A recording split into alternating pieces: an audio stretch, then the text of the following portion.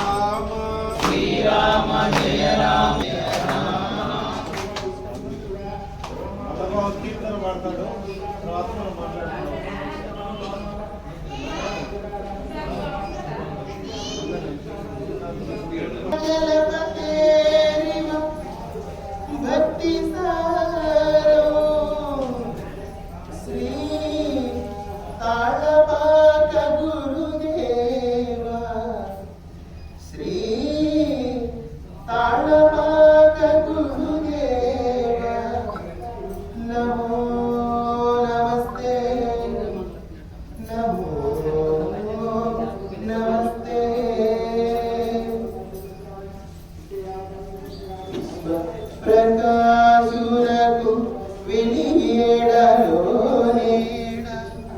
శాశ్వతునకు హింప జన్మనికనేడ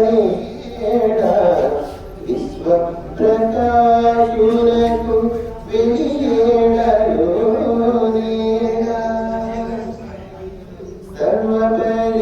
సర్వపరిపూర్ణులకు సంచారమికనేడ నిర్వాణమూర్తికి నిలయమికనేడ సర్వపరిపూర్ణులకు సంచారమికనేడ నిర్వాణమూర్తికి నిలయమికనేడ ఉర్వీధరులకు కాలుదనొక చోటేడ ఉర్వీధరులకు కాలుదనొక చోటేడ పార్వతీ స్తుత్యులకు భావమికనేడ ఉర్వీధరులకు కాలుదనొక చోటేడ పార్వతీ స్తుత్యులకు భావమికనేడ విశ్వ ప్రకాశులకు వెలియేడలోనేడ శాశ్వతులకు హింప జన్మనికనేడ విశ్వ ప్రకాశ. అదేవిధంగా కలియుగంలో భగవంతుడి నామ సంకీర్తన ఈ మానవాళికి మన ధర్మానికి కూడా ఊపిరి లాంటిది. అందుకే కలియుగంలో ప్రతి గుడిలో నామ సంకీర్తన జరగాలి, ప్రతి ఇంట్లో నామ సంకీర్తన జరగాలి. జరిగితే దేశం బాగుంటుంది, అంతా కూడా బాగుంటుంది. ఎప్పుడైతే ఈ నామ సంకీర్తన మోతాదు తక్కువ ఉంటుందో మన సమాజంలో కూడా అశాంతి అనేటువంటిది ఉంటుంది.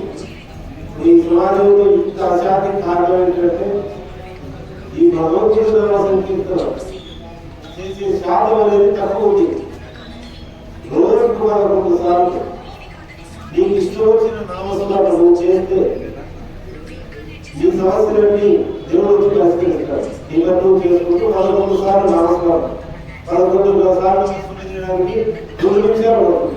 10 సేవలు అంటే మనం జ్వరం వస్తే చేస్తుందో వైద్యులు ఎట్లుండో ఈ నామ సంకీర్తన 10 సేవలు చేస్తే భక్తుడిని ఖచ్చితంగా అనుకుంటుంది. అందరికీ సులువుగా మాత్రమే కదా. కాబట్టి నేను అందరికీ చెప్తుందంటే మీరు ఈ కలియుగంలో భగవంతుడి నామ సంకీర్తన పట్టుకోండి. అందరూ ఇది మాత్రమే, అందరూ ఈ మధ్యలో కలిసిపోయాలి. కానీ శాశ్వతమైనది భగవంతుడి నామ సంకీర్తన. ఈ సందేహాలన్నీ పటాపంచి చేస్తుంది. ఒక గంట సేపు ఏ ఉపన్యాసం చెప్పినా ఏం చెప్పినారని మీకు సందేహం సంశయం నీలో ఉన్నటువంటి ఆధ్యాత్మిక అన్ని సమస్యలకు పరిష్కారం ఈ ఆధ్యాత్మిక సృష్టిలో మొత్తం నామ సంకీర్తన చేస్తే భగవంతుడు నిజే ప్రవేశించి నీకు కావాల్సిన ఆధ్యాత్మిక సంపాదించడంగా బోధిస్తారు. మనం చనిపోయిన తర్వాత స్థితి తెలుస్తారు అతను ఎక్కడ కాలంలో గౌరవం జరుగుతుంది. కానీ మనం బ్రతుకుడంగా మన స్థితి మనం తెలుసుకుంటాం. నేను కారణం, నేను నా విధి, నా పేరుది, నేను ఇల్లు కట్టాను, నా కవి దీనిలో మనం ప్రధానంగా తెలుస్తాం. అది మనం బ్రతుకుడంగా మన స్థితి తెలుసుకోవాలి. వీటి అన్నిటిలో సృష్టించిన భగవంతుడు అంతా భగవంతుడు పేరు. నాకు ఇది వచ్చిందంటే మానవజనం వచ్చిందంటే భగవంతుడు లీల, నాకు రాజకీయంగా వచ్చిందంటే లీల, ఏదైనా కానీ అంతా భగవంతుడి భయం. ఆ భగవంతుడే అన్నింటికి కారణం ఏంటంటే మనం సంతోషంగా ఉంటాం, సమాజానికి కార్యంలో చేయం. అందుకే భగవంతుడి నమ్మకం పెంచి ఈ కలియుగంలో భగవంతుడి నామ సంకీర్తన చేయాలని ప్రజలను తీసుకొని వెళ్ళి ఆయన చేసిన మహానుభావులు అనేటువంటి వేల సంవత్సరాల నుంచి ఈ సంకీర్తన సంప్రదాయం కొనసాగుతుంది. ఇప్పుడు ఒక కలెక్టర్ ఆఫీసు, రెవెన్యూ ఆఫీసు పైన ఒక సిస్టమ్ ఉంటుంది కదా, లోక వ్యవస్థ పనిచేసేది. కానీ నామ సంకీర్తన పనిచేయడానికి కూడా ఒక వ్యవస్థ పనిచేయాలో ఒక సిస్టంలో పనిచేస్తారు కదా. మన తెలంగాణలో తిరుపతిగా యాదగిరిగుట్టగా మార్చారు. మంచిదే, పేరు యాదగిరిగుట్ట మహావిష్ణువు చేసింది. కానీ అక్కడ ఆగమ శాస్త్రం ప్రకారం హరినామ సంకీర్తన జరగాలి. కొన్ని వేల బృందాలు తిరుమల కూడా బయటికి హరినామ సంకీర్తన చేస్తారు. వాళ్ళందరికీ కోరిక ఏంటంటే యాదగిరిగుట్ట లక్ష్మీనరసింహస్వామి దేవస్థానంలో మేము వెళ్ళి 1-2 గంటలు భజన చేయాలి. వాళ్ళకి వైద్య ఏర్పాటు చేస్తే గ్రామాల నుంచి మారుమూల గ్రామాల నుంచి యాదగిరిగుట్ట వెళ్ళి సొంత వాళ్ళ ఛార్జీలు పెట్టుకొని 2 గంటలు భజన చేసి దేవుడు దర్శనం చేసుకుని దండం పెడితే చాలు. ఇక్కడ ఆంధ్రప్రదేశ్ అన్ని దేవస్థానం ప్రారంభించాం. 2021 తిరుపతిలో అన్నదాన సంకీర్తన 20 కళాక్షేత్రం ఆధ్వర్యంలో ప్రారంభమైంది. కనుక యాదగిరిగుట్టలో దీంట్లో అనుమతి చూడలేదు. ఒకసారి 15,000 మంది వెళ్ళినప్పుడు భజన చేసిన మార్పు భజనగా సంకీర్తన సాంప్రదాయమే, సంకీర్తన సాంప్రదాయమే,